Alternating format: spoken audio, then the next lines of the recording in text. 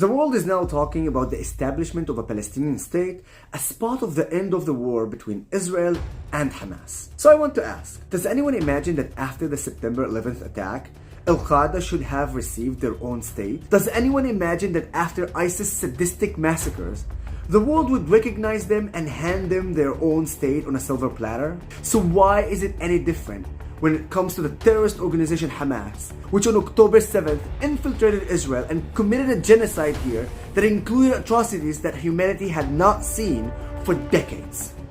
And before you tell me that the Palestinian state will not be led by Hamas, then who will it be led by? The Islamic Jihad terrorist organization that was Hamas' partner in the massacre? Or maybe the Palestinian Authority that transferred funds to those same terrorists? And if you're talking about a new leadership that recognizes the state of Israel's right to exist, then you should understand why they do not exist. Because the Palestinian education system educates them from the age of 0 that Israel needs to be destroyed.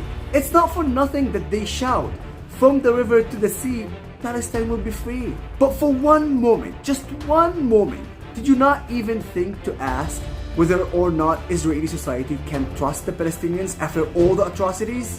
The answer is no. Why?